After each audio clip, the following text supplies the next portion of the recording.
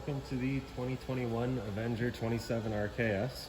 We're going to start right in the back corner here. We've got your shore cord. So it just pulls out of the unit there, out of that little port. Does extend out to about 20-25 feet long. Standard 30 amp end there. Most campsites will have that. You can plug straight on in, you're good to go. We do also provide you with a 15 amp adapter, so if you're looking to plug in at home to charge your batteries or run your fridge, you got that as well. Right in front of it, we've got your cable inlet. So just a coax cable plugs into there, screw it down, powers up at your TV location. Right at the bumper, we just pull that plug off, reach in a little bit. We've got your sewer hose right here.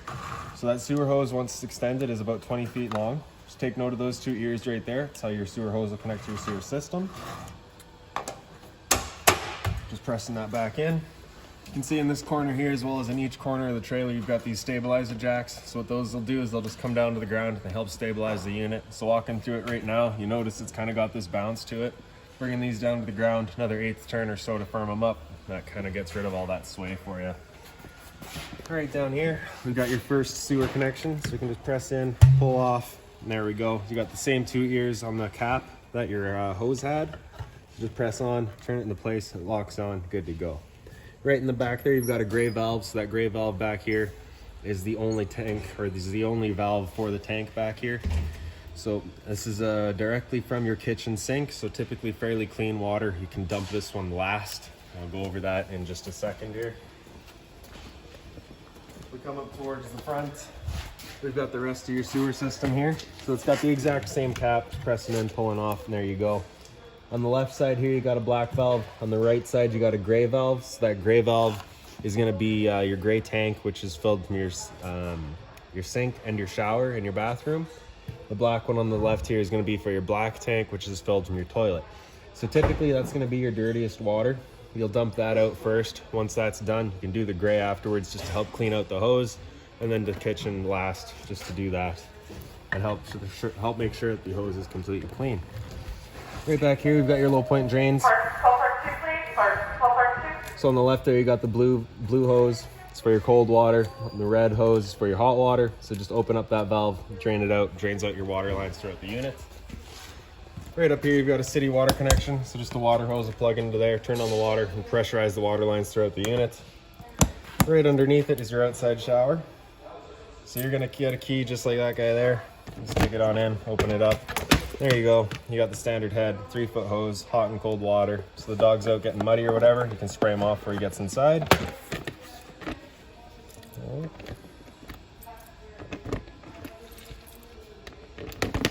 right. Same key is for all of your storage compartment locks. Oh, lock it, open it up. Front storage compartment here, so it does see straight through to the other side, and you also have access to this compartment from underneath your main bed. Right beside it, we've got your fresh water connection, so just that little port pops off. Just take a water hose, stick it into there, turn on the water, it'll fill up your fresh water tank. Right below it is a black tank flush.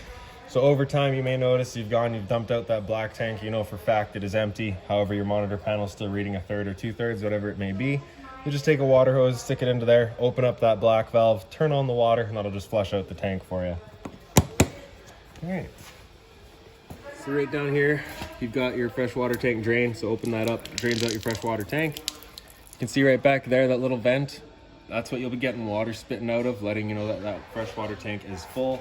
And right beside it, you can also see you've got a propane quick connection if you wanted to use that. It's just got the little valve in the bottom there, so you do have to have that valve closed for you to operate that collar. Otherwise, with it open, it is locked in place. Little dust cap there, and that's that. To the front, right in this little black box back here, we've got your battery. So as long as you're plugged in through that shore cord in the back, into a solar panel connection right there, just a simple 2-prong plug, or through your shore cord into your tow vehicle, that battery is charging for you. Got these two little knobs there you can loosen off, push them back. You can open up this flap for access to your propane valves. For the sake of the video, I'm just gonna pull it right off. And you can see in the front here, you've just got that little green indicator there. If that indicator were to go red, it's just letting you know there's no propane in the system. At that point, you'd be taking this little kind of direction valve right there, switching it over to the other tank, and running off of this one while you get the empty one filled. Standard tongue jack, one way's up, The other way's down. Here we've just got the other end of your storage compartment. The little latch there holds it open. So here we've got the water hose provided here for you, as well as that park adapter. So your 30 amp end into there and 15 amp to plug into your house. And we also provide you with a little jack down here. Right, so up and down. And right on the back wall there, you just got the little lights. Right. Making our way back, that's just a little T-latch for holding the door open. Just slides into there to hold it. Right here we've got a little bottle opener. GFI protected outlet. And then right in the very back, you just got your hot water tank. So your controls for your hot water tank are just inside the unit. However, before you ever turn it on, you just want to hit that relief valve right there, just for that second. If it's full, you'll get a little bit of water dripping out of there, just letting you know it is in fact full and you're safe to fire it up. If it's not full, you just want to make sure your water's all turned on. Get this guy full before you turn it on. And like I'd said before, the controls are just inside the unit. Right here, we've also got a little leash latch, so the dog's outside, you can tie him down. And then right into the very back of the unit, we've got your furnace here. So of course, whenever you're running your furnace, that guy is going to be getting hot. That is the exhaust for it. And right up here is just a little vent. So you got, of course, the propane stove inside. Whenever you're using it, is putting off fumes. So you got the little evacuation fan for it. This is just the port that it's going to be evacuating those fumes out of. All right.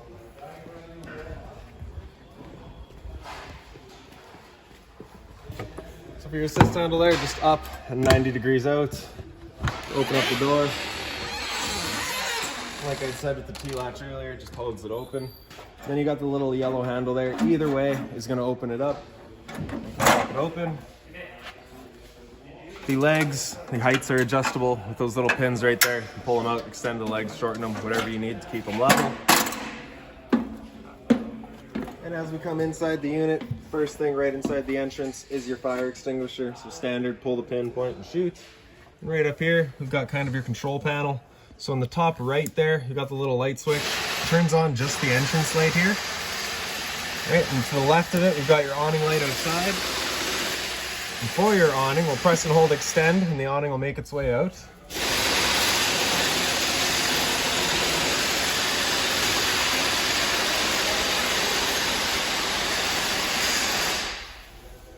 Now we're not going to get full extension today just because we are limited to space. However, once you get out towards the end, you can just see that white stitch there. That is the tip of your flap. That flap will come out and it'll sit straight down, and that is fully extended. With it fully extended, if it were to start raining, it's of course going to hold water. So you can just grab either arm, front or rear, pull down on it, and that'll just change the pitch of the awning out at the head, allowing water to then run off. If you like that angle better, just because it gets you more shade, you can do the same thing at the front, and that'll hold the entire awning down at a pitch, giving you more shade. Alright, so once we're done, we're just going to press and hold, retract, and bring it back in.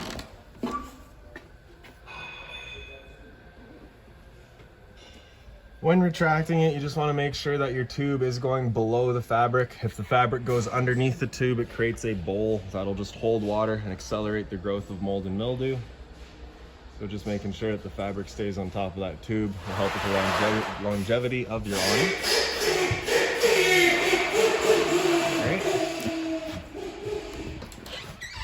Additionally, with the awning, once you get up to about 15-20 kilometers an hour of wind, you do want to bring it back in just because it is a big windsock and you run the risk of bending your arms and such. And so on the bottom here, right beside the awning as well, we've got your slide out. So press and hold out, the slide will make its way out.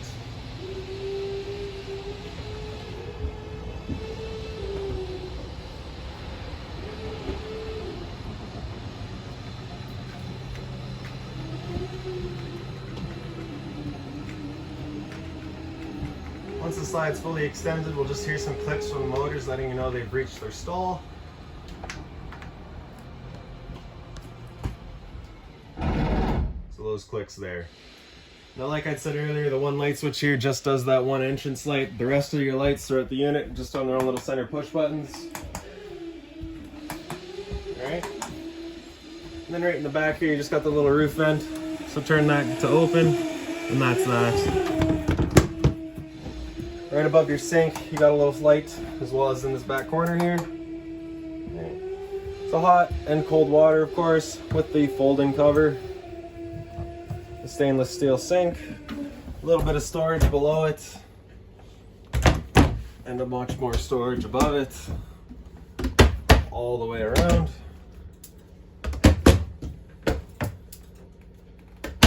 Microwave, so pretty standard, just like home. Not too much I can teach you there. And then right below it, we've got your vent. So we got the light, as well as that fan.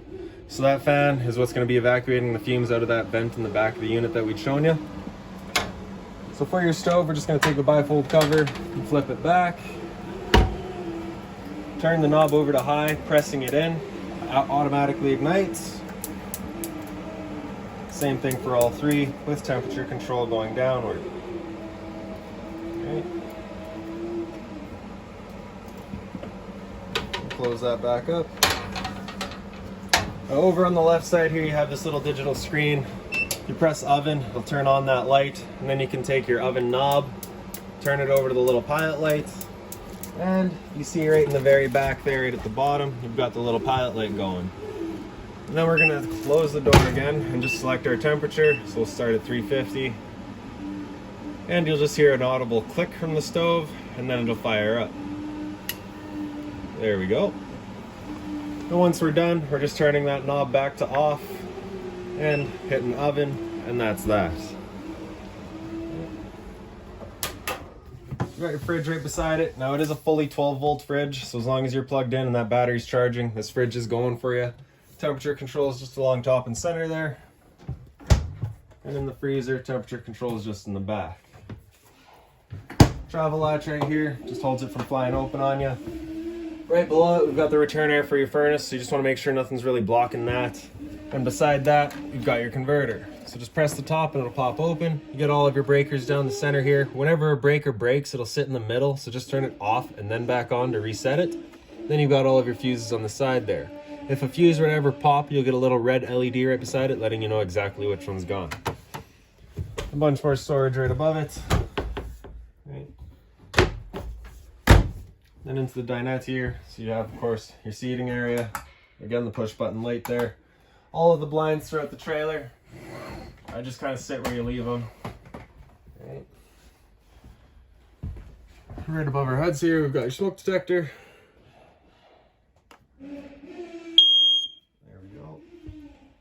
Another light right above the couch here. Before the couch, if we just grab the back cushion there, you hear that click. Then you can pull that, and we fold down into a bed. Okay. You can also just pull up this back piece until you hear that click. You can set it there and bring it back again for another click.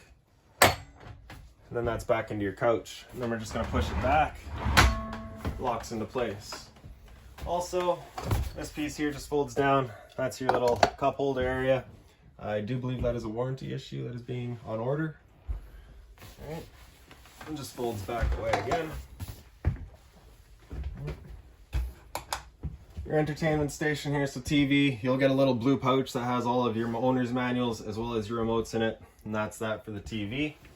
Stereo right below it. Press the knob there, turns it on. The two speakers come on with it. Scan instead with the free. Alright, so the knob is of course your volume control. Anytime, anywhere by simply scanning the sensor on the back of your upper. So zone 2 is your outside set of speakers. You can kill those just by pressing zone 2 there. Zone 1 is your inside set right here. At freestylelibre.ca. If you kill one zone and turn up the volume, it'll turn up the volume for just the outside set. And then you can bring in the inside set and it's back at a low volume still. Alright. And hit mode, cycles through all of your modes there. So you got auxiliary 1, which is in the front, auxiliary 2 is in the back. Bluetooth for connecting to your phone, whatever it may be. When connected to your phone, you've just got all of your little controls here, so play and pause, all those. Mode again, back into FM, and just kind of runs around.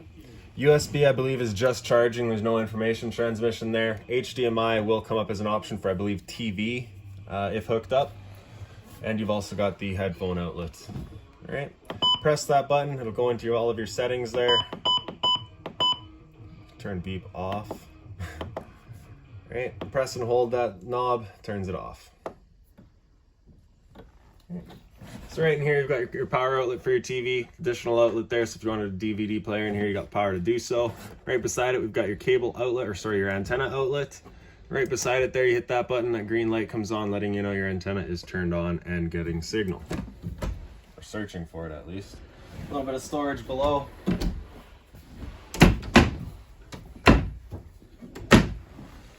The two recliners there do also have a light above them. Emergency exit, you're just pulling that handle back, opening up the window, and hopping out. Alright. So into the hallway here, you just got the one light again, center push button. And then you've got your thermostat here. So center right is your off, center left is your fan. So that's going to turn on the air conditioning fan and just be moving air. There's no cooling coming into that. We can select over on the right side here. We can have our fan on high or low. All right. Then we'll go into cool. At that point, we'll use the auto fan, just that it cycles in and out as needed rather than staying on. Select our temperature, and that air conditioner turns on.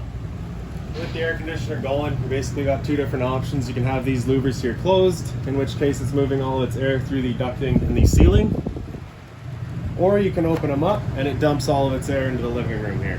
So when you first get out to your campsite, you're going to want to open that up, cool off this area as quickly as you can, and then we'll close them off and start cooling off the rest of the trailer.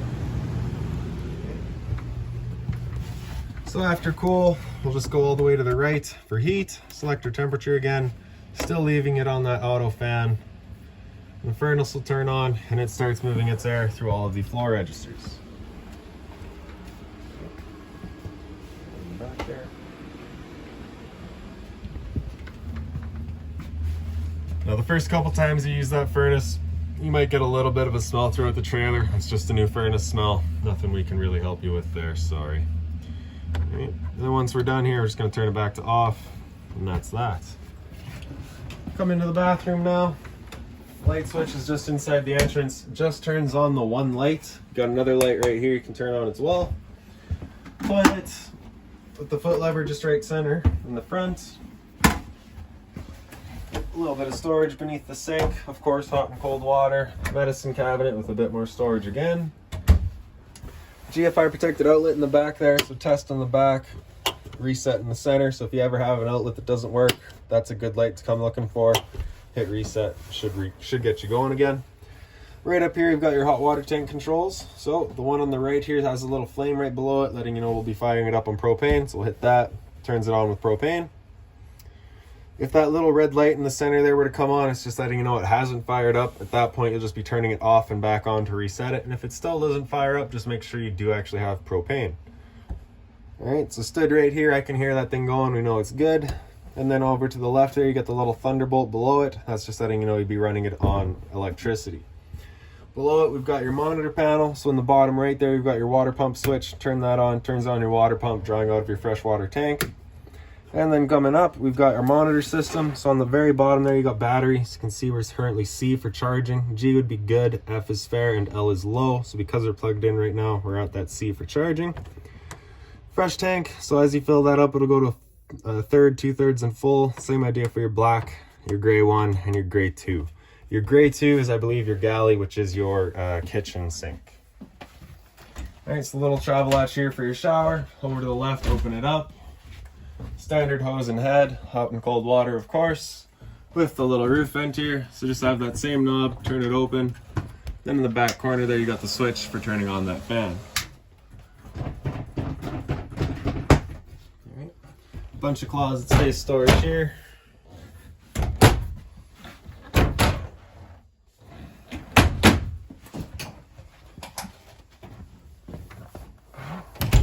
And lastly, we'll come up into the bedroom. Same light in here, as well as above the head. If you lift up at the foot of the bed, there's your access into your storage compartment. It does have a little latch over on the side here for holding it open. Storage all across the back. The little hangers up top as well.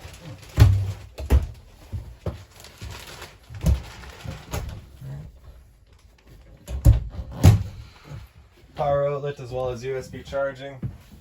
Another power outlet over here.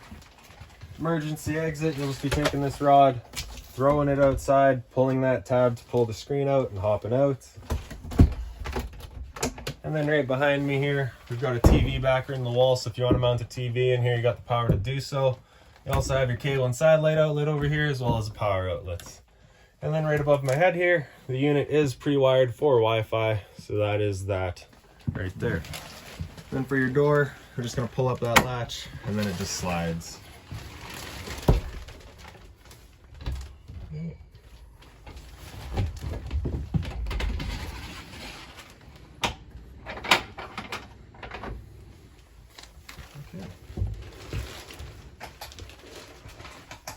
So I do believe that is about it for this unit. If you've got any other questions on it, please feel free to give us a call, 204-237-7272.